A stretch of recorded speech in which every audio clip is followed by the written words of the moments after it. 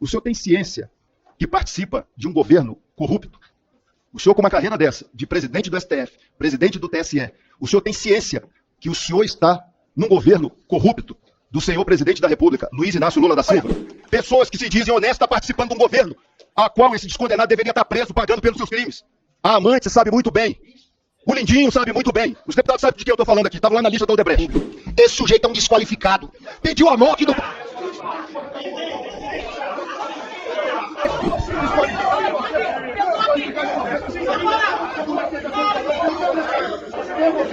Terceiro, senhor ministro, por que ele fez questão de isentar a entidade cuja diretoria é integrada pelo irmão do Lula? Ele estaria protegendo o Lula? Olá a todos do canal Web Mídia, inscritos, novos inscritos, sejam todos bem-vindos. E também vocês que sempre nos acompanham pela página da Web Mídia, sejam todos bem-vindos. É uma honra receber vocês, tá? Sempre estar aqui assistindo nosso conteúdo. Mas agora isso aqui ficou muito sério, tá? Observe nesse vídeo que você vai ver, tá? Observe bem e observe e tente analisar, tá? E veja o que está acontecendo no nosso Brasil. Não só no Brasil, mas no mundo, tá? Essas notícias que vocês estão vendo são notícias fortíssimas, tá? Notícias que vai impactar. Então não saia do vídeo, fica até o finalzinho, depois deixe seu like e compartilhe ao máximo de pessoas, tá bom? Porque isso vai nos ajudar muito.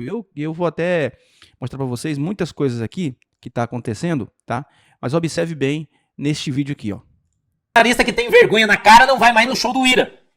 Porque nós sabemos que você tá chorando, porque você tá ferrado, sem dinheiro, né? Eu vou cantar uma música pra você, ó. Nunca mão no bolso, nunca mão no bolso. Ah! Chupa, nazi. Se ferrou.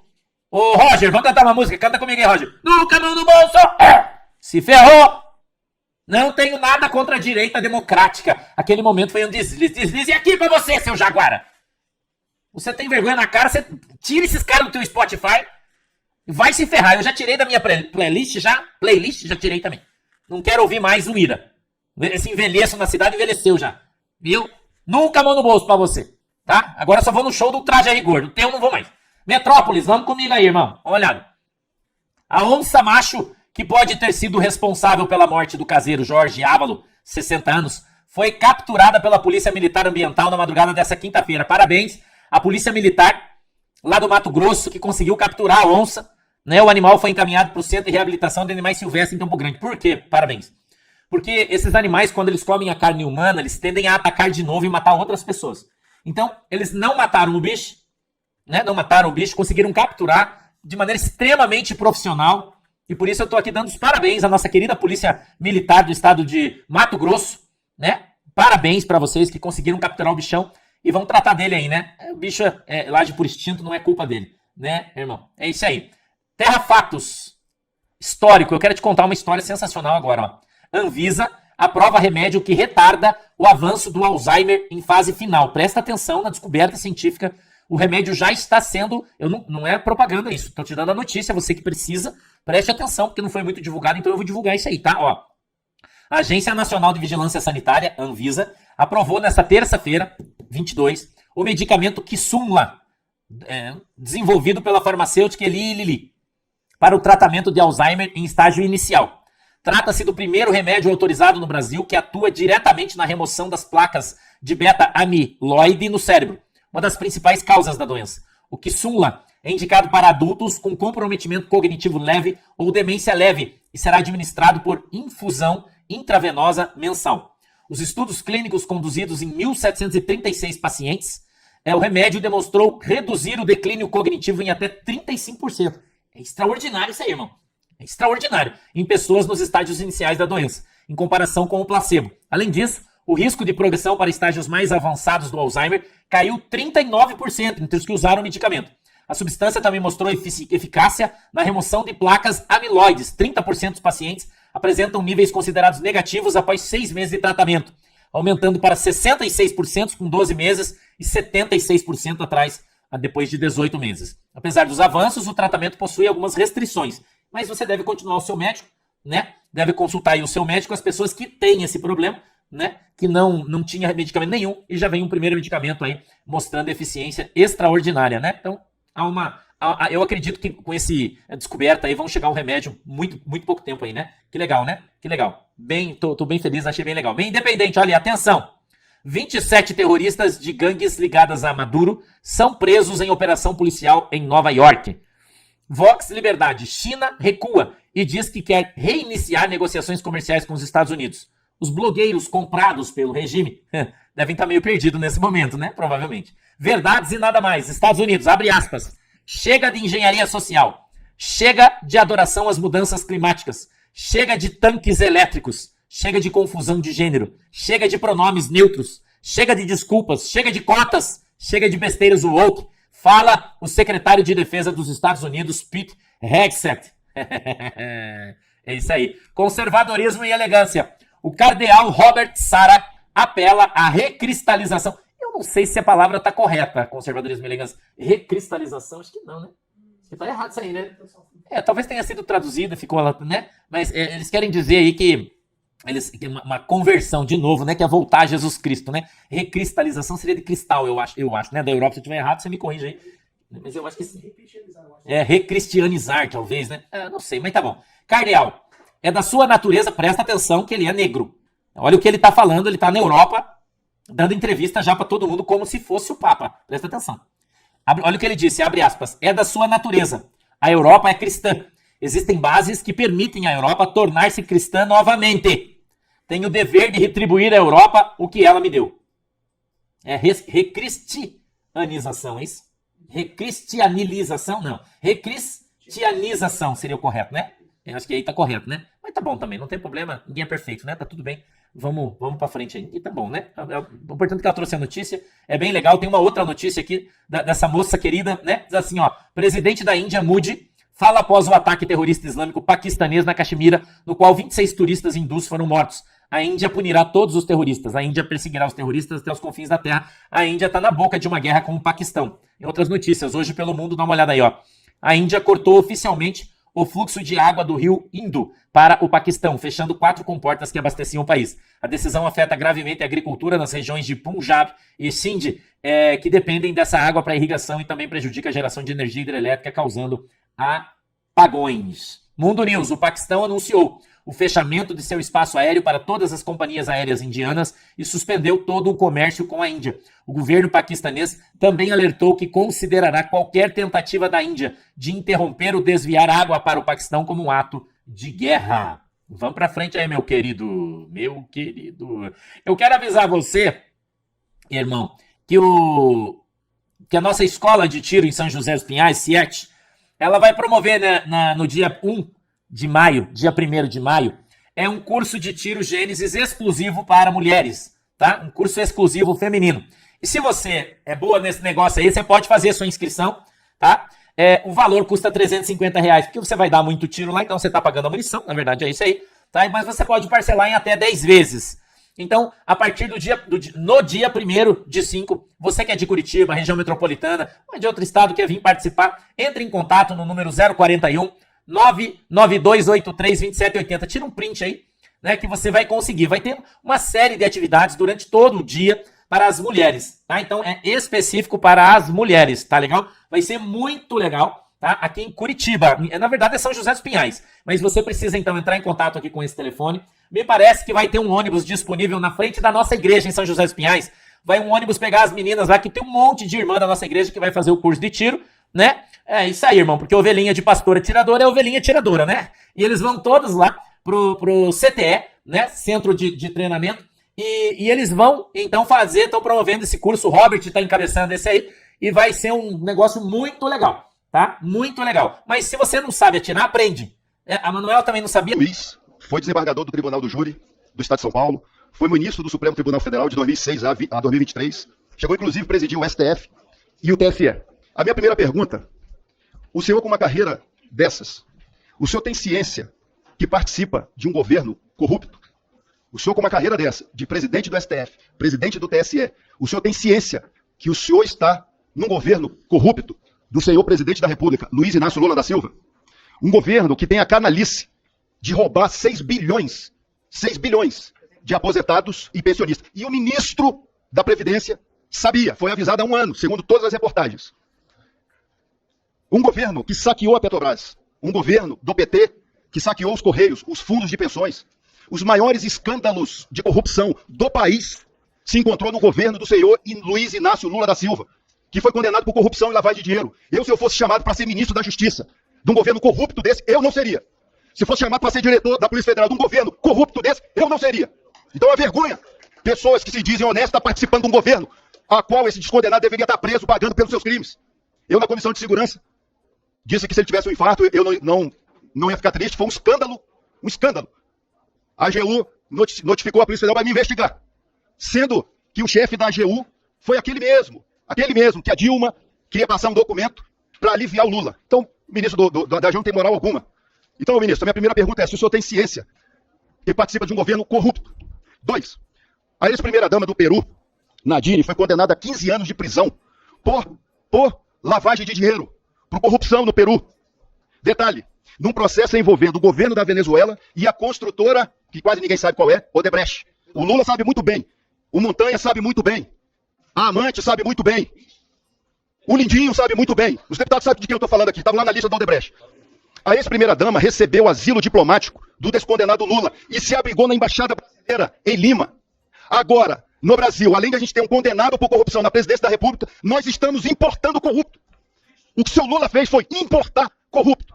Eu pergunto, ministro da Justiça, o senhor, com uma carreira dessa, o senhor não vai responder, eu tenho certeza que o senhor não vai responder, mas eu gostaria de saber, o senhor como ministro da Justiça, o que o senhor acha da gente importar uma mulher que foi condenada por corrupção e lavagem de dinheiro no Brasil. Nós estamos importando corrupto. Nós estamos importando corrupto, que vai ficar lá do ladinho desse descondenado que deveria estar preso. Vou para a minha terceira pergunta. A minha primeira foi, se o senhor tem ciência que participa de um governo corrupto. 2, se o senhor tem ciência, o senhor concorda, a gente está importando corrupto. Agora, o problema é de quem estava aqui se manifestando no Rio de Janeiro, que são terroristas, que são golpistas, que quiseram abolir o Estado Democrático de Direito. Abolir o Estado Democrático de Direito é você tirar dinheiro de aposentado. Abolir o Estado Democrático de Direito é a gente ter na presidência da República um descondenado. O senhor disse que não poderia responder a pergunta do Rio de Janeiro em respeito à separação dos poderes. O diretor-geral da Polícia Federal, Andrei Rodrigues, uma pena que não está aqui, ele disse que é contra a anistia. O que o diretor da Polícia Federal, que é subordinado a Vossa Excelência, tem para emitir a opinião dele contra a anistia? Vamos lá. O que diz o STF? A anistia é um ato político concedido mediante lei de competência do Congresso Nacional. Que eu saiba, o diretor da Polícia Federal não é deputado nem senador para dizer que é contra a anistia. STF, a Constituição Federal, no seu artigo 48, e eu aqui não vou ensinar o padre a rezar, o senhor conhece muito bem a Constituição, diz que a anistia é ato do Congresso Nacional. Ou seja, o ministro da Justiça não pode responder uma pergunta sobre o Rio de Janeiro em respeito à separação dos poderes. E o seu diretor-geral não respeita esse Congresso Nacional, não respeita essa Câmara dos Deputados, quando diz que é contra a anistia. O diretor deveria ser exonerado em desrespeito a essa afronta dos representantes do povo. Ele não pode dar uma entrevista e dizer que é contrário a um ato do Poder Legislativo. Ele deveria ser exonerado. A sua resposta está certa. O senhor tem que respeitar a separação dos poderes. Eu respeito. Agora, o diretor-geral foi desrespeitoso com esse Congresso Nacional ao dizer que é contra a anistia. O Supremo e a Constituição Federal é bem clara. A anistia se debate aqui, na Casa do Povo. Tem nada a ver com o diretor-geral, que deveria estar preocupado em combater a organização criminosa. A gente não está vendo mais o combate ao PCC, o Comando Vermelho. Cadê os políticos corruptos que gostam de andar com dinheiro na cueca preso? Cadê? Pelo contrário, está aí no governo. O capitão Cueca estava até hoje aí, no governo. Nem sei se voltou para cá. Então, já está há quanto tempo, presidente? Eu só tenho 3 perguntas. Que é essa? Gilvan, o senhor excedeu o tempo. O senhor tem uma questão de ordem? É uma questão de Qual ordem, artigo? senhor presidente. Qual artigo? Artigo 73. Pela manutenção da ordem, respeito e austeridade das sessões, serão observadas as seguintes regras. 12. Nenhum deputado poderá referir-se em forma descortês e injuriosa aos membros do Poder Legislativo ou às autoridades constituídas desse e dos demais poderes da República. Esse sujeito é um desqualificado. Pediu a morte do... Eu peço à Polícia Legislativa que intervenha. Deputado Lindbergh, Vossa Excelência. Senhores, silêncio absoluto. Gilvan, por gentileza. Senhores, olha só. O que o deputado Lindbergh fez foi iniciar uma questão de ordem e, de forma incorreta, utilizar essa questão de ordem para iniciar uma provocação contra o deputado Gilvan. O senhor não tem a palavra. O senhor não tem a palavra. O senhor não tem a palavra, o senhor vai respeitar a palavra do presidente. O senhor não tem a palavra. O senhor não tem a palavra. Ouça o presidente. Ouça o presidente. O senhor não tem a palavra. Presidente, desse o quê? Entende? Eu não vou. O senhor fique quieto. Eu peço à polícia... Primeiro, dá o meu microfone, nem eu tô me ouvindo aqui. Antes de trazer aqui as palavras do Marcel Van Hatten, gente, e do ministro Ricardo Lewandowski, que vai responder as perguntas, eu vou colocar um trechinho do bastidor, do momento da confusão, e vocês vão poder ouvir aqui as palavras do Gilvan, direcionadas ao Lindenberg Farias, e as do Lindenberg ao Gilvan. Gente, nesse momento, o petista passa dificuldade. A gente vai se defender como das palavras do Gilvan, por exemplo. Vejam só.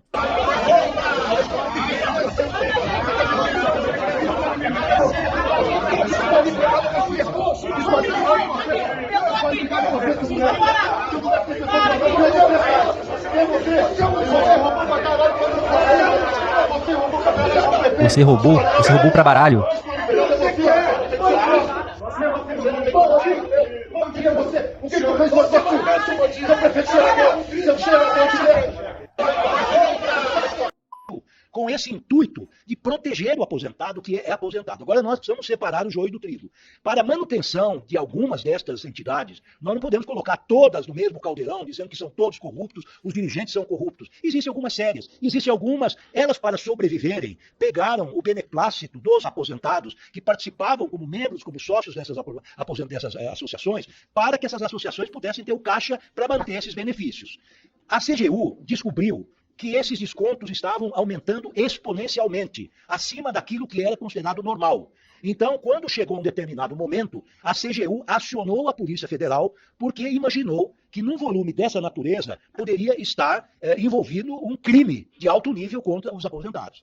A Polícia Federal está atuando, ela fez mais de 300 buscas e apreensões contra os dirigentes, contra aqueles que se apossaram dos direitos, do dinheiro dos aposentados. É um crime, repito, hediondo, vai ser esclarecido até o final e nós vamos buscar a prisão daqueles que lesaram os mais fragilizados em nosso país. Esse é um compromisso do governo Lula, é um compromisso da Polícia Federal, é um compromisso do Poder Judiciário. Quanto à questão de algumas bancas de advocacia, no ano passado, terem atuado dentro da lei, imagino, dentro do Estatuto da Ordem dos Advogados, dentro do Código de Ética dos Advogados, com contratos que são públicos ou podem ser públicos, que respondem perante a Receita Federal, que recolhem regulamentos seus impostos, a partir dos honorários que recebem. Eu penso que isso é uma atividade legal, nós não podemos criminalizar, em primeiro lugar, a atividade dos advogados, até porque o advogado não pode ser confundido com o seu cliente, porque senão o advogado que defende um bandido, um criminoso, ele também é bandido. Ou uma empresa, ou uma entidade que tem dificuldade, ele está conivente com a dificuldade. Mas eu tenho certeza, e nós no nosso ministério seremos intransigentes, que todos os malfeitos, sem exceção, serão descobertos, custe o que custar. Com relação às manifestações contra a anistia, nós, mais uma vez, ingressamos no terreno político. Vossas Excelências são políticos, têm opiniões sobre o que ocorreu no 8 de janeiro, existe outra parte da sociedade que tem outra opinião, não é verdade? Vossas Excelências têm opinião sobre a corrupção, sobre, enfim, as atividades governamentais, inclusive sobre o sucesso das políticas públicas que são levadas a efeito. Isso é absolutamente natural no Estado democrático de direito. Cada um tem sua opinião. Agora, eu posso assegurar aos senhores que não há nenhum mal feito. Se houve uma manifestação do doutor Andrei Rodrigues, que é o delegado-geral da Polícia Federal, manifestando-se em tese contra a anistia, eu penso que ele, como servidor público, e à luz daquilo que ele tem conhecimento, no que diz respeito aos supostos atentados contra o Estado democrático de direito, ele tem, como cidadão e como agente público, não só o dever, como o direito de se manifestar, assim como, eventualmente, alguém do Supremo Tribunal Federal. Isso é próprio da democracia.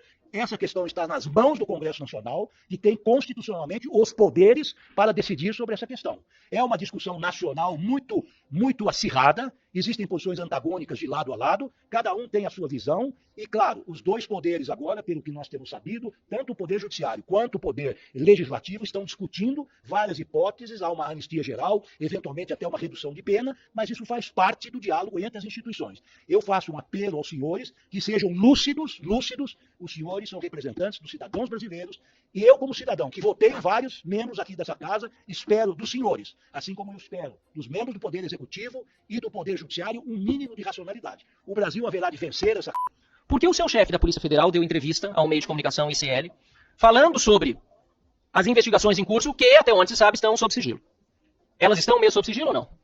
Em segundo lugar, senhor ministro, se elas estão sob sigilo, por que ele disse na entrevista que o Sindinap, cuja diretoria é integrado pelo Frei Chiquinho, Frei Chico, é isso? Irmão de Luiz Inácio Lula da Silva, por que ele disse que essa entidade não estava sendo investigada?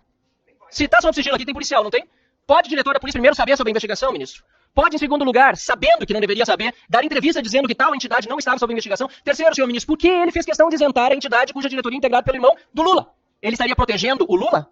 Finalmente, nós temos os dados do Sindinap. O Sindinap de 2020 a 2021 saltou de 23 milhões recebidos para 48 e passou para 154. Esses dados ninguém tem. Está aqui em primeira mão, vou deixar para Vossa Excelência. Ninguém tem. Pelo menos não foi publicado até agora.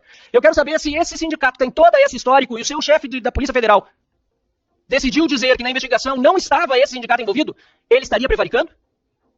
Ou ele não conhece esses dados? Se não conhece, eu peço imediatamente que Vossa Excelência passe para o seu chefe da Polícia Federal e ordene a inclusão na investigação do sindicato de mão do Lula. Ou o roubo não aconteceu aqui, onde chegou a 154 milhões de reais o dinheiro dos aposentados. Recolhido, a maior parte certamente indevidamente. E por fim, senhor ministro, e aí não é bem uma pergunta, é uma afirmação, eu lamento que o filho de Vossa Excelência tenha participado da banca de advogados de um outro sindicato. Lamento porque Vossa Excelência pode dar todas as razões, mas para mim é um conflito de interesse enorme, um dilema moral que deveria ter sido resolvido antes de aceitar esse tipo de convite, e certamente isso diminui a sua própria posição como ministro da Justiça, e isso é lamentável para um país da grandeza do nosso querido Brasil. Muito obrigado, senhor presidente, espero que as respostas possam ser dadas agora. Bom, eu agradeço as perguntas e vou começar pela pergunta do deputado Van Hatten, que também foi formulado pelo deputado Gilvan. O que acontece com o asilo da ex-primeira-dama do Peru? Essas informações que eu obtive do Itamaraty e que foram as seguintes. A decisão contrária à ex-primeira-dama do Peru foi uma decisão de primeira instância contra a qual ainda cabe recurso. Portanto, não é uma decisão transitada em julgado. Primeiro caso. Primeiro aspecto. Pois não? Não, corrupto é uma avaliação subjetiva. Nós, juízes, promotores, delegados de polícia, operadores do direito, nós só podemos afirmar alguma coisa sobre a culpabilidade de alguém depois do trânsito em julgado, da condenação. Então aqui já respondo também àquela afirmação de que eu estaria servindo a um governo corrupto. Por enquanto não há nenhuma condenação transitada em julgado contra nenhum membro do governo. Em segundo lugar, todas as acusações ou todas as indicações de corrupção têm sido rigorosamente investigadas sem qualquer proteção a quem quer que seja. Bom, voltando, deputado Van Hatten, asilo à primeira-dama. Decisão de primeiro grau. Segundo lugar, o asilo foi concedido por questões humanitárias, segundo o chanceler Mauro Vieira. Por quê? Porque esta senhora porta um câncer que está evoluindo, teve uma operação na coluna, o marido está preso e, se fosse presa, deixaria um filho menor sem quaisquer cuidados. Então, numa decisão soberana, que leva em conta razões humanitárias e razões de Estado, foi concedido um asilo diplomático a esta senhora, e quem tem obrigação de cuidar para que, eventualmente, aqueles que sejam perseguidos pela polícia não se evadam do território nacional é o Poder Executivo. E o Poder Executivo peruano concedeu um salvo-conduto para que ela viesse ao Brasil. Ingressando no Brasil, ela se dirigiu ao representante da imigração, que se encontrava em Guarulhos, e ela, como mais de 20 mil pessoas no ano passado, de 24, e mais de 70 mil pessoas em 73, fez um formulário solicitando o refúgio. Então eu quero dizer que, do ponto de vista formal, do ponto de vista da soberania do Estado brasileiro, decidiu-se que essa mulher, que teria problemas de natureza humanitária e de saúde, seria recebida nestas condições no país. O Presão também tinha problema de saúde, o ministro Alexandre de Moraes não conseguiu, ele morreu na prisão. Agora, por uma corrupta... O ministro foi questionado, Gilvan, o ministro foi questionado por Vossa Excelência, foi questionado pelo Coronel Ulisses, e foi questionado por mim, pelo Van Hatten. O ministro está utilizando o tempo para responder. Caso o senhor não esteja satisfeito com as respostas do ministro, Vossa Excelência estará novamente, o senhor está inscrito para questionar novamente, o ministro retorna aqui após o almoço, o senhor vai ter a oportunidade de falar. Então, vou pedir aqui, pessoal, não interrompam o ministro, permitam que ele faça um raciocínio relacionado a todas as respostas. Obrigado, ministro. Desculpa a interrupção. Estou dizendo o seguinte, estou dando a esse nobilíssimo colegiado uma explicação técnica do que ocorreu. Extremamente técnica. Quer dizer, o Poder Executivo agiu dentro de seus poderes e, se o Legislativo não concordar por alguma razão, terá certamente os instrumentos para atuar contra. O traficante búlgaro, o traficante búlgaro é uma coisa interessante. Nós temos um pedido de extradição com a Espanha, em que a audiência pública espanhola negou o pedido de extradição porque entendeu que o Eustáquio, ele estava exercendo o seu direito de livre expressão e, portanto, era um direito político e, por essa razão, não poderia ser extraditado. O governo brasileiro, através da AGU, está apresentando um recurso dentro da legislação espanhola para que este pedido da Corte Superior Brasileira seja atendida.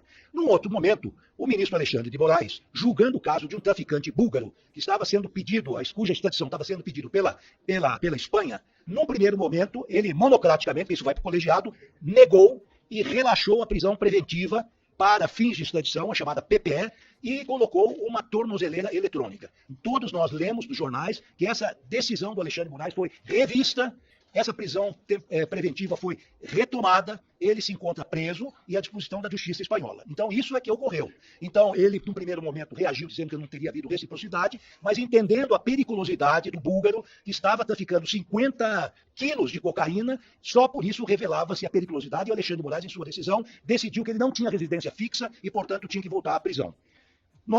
A questão muito interessante que me foi formulada pelo deputado Bilinski é a questão das fraudes contra os aposentados. É uma questão dramática, gravíssima, porque nós estamos atingindo aqueles mais frágeis, aquelas pessoas que estão num dos momentos mais vulneráveis de sua vida e tiveram descontados estes valores, enfim, das suas contas. Como é que a Corregedoria Geral, a CGU da União e a Polícia Federal desvendaram o sistema? Porque nós temos que saber que existem no Brasil muitas, talvez mais de 500, não sei o número correto, que são entidades que protegem os aposentados, defendem os seus direitos em juízo, quando necessário.